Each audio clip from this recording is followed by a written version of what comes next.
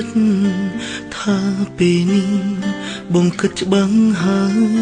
បងថាបែកគ្នាតែចិត្តឈឺណាស់អូនអើយឈឺមិនដេចក៏ដោយក៏ត្រូវធ្វើចង់ប្រាប់អូនថាខ្ជិលណាស់ជីវ៉ា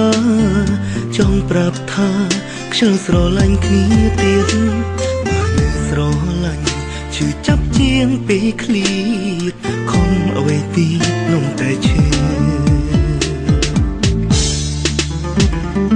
មិនស្រឡាញ់ធ្លាប់សន្យាថាមិនសាវ៉ាមិនក្បត់គ្នានោះឡើយតែដល់ពេលនេះរឿងផ្សេងអូនអើយគ្មានអ្នកខំឡើយគឺយ៉ាងលែងយល់ចិត្តគ្នាហើយណាតែដើមដំបូង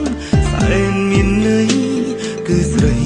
បងទុករូបអូនជាសង្សារ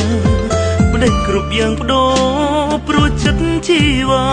លែងទុំរៀមរើជាមនុស្សសំខាន់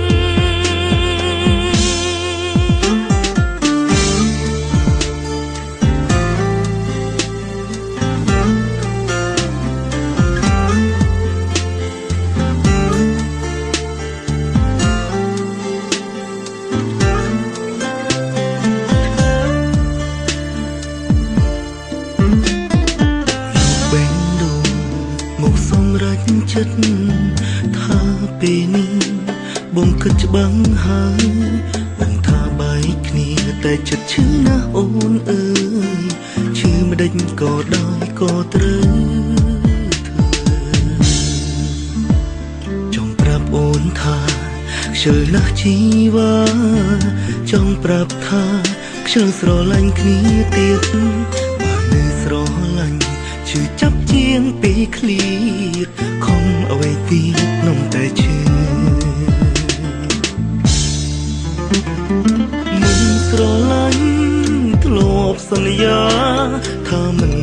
សាវ៉ាមិនក្បត់គ្នានោះឡើយតែដល់ពេលនេះរឿងផ្សេងអូនអើយគ្មានអ្នកខំឡើយគឺយ៉ាងលែងយល់ចិត្តគ្នាហើយណាតែដើមដំបូងសែនមានន័យគឺស្រីបងទុករូបអូនជាសង្សារផ្ដេចគ្រប់យ៉ាងបដូរព្រោះចិត្តជីវ៉ាលែងទុំរៀមរើជាមនុស្សសំខាន់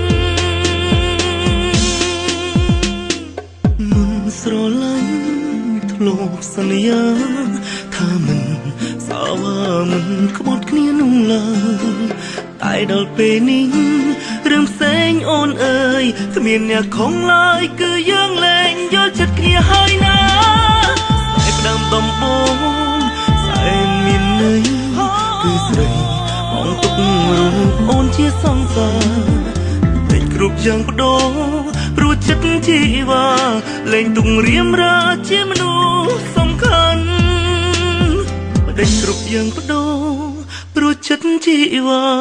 លែងទុំរៀមរើជាមនុស្សសំ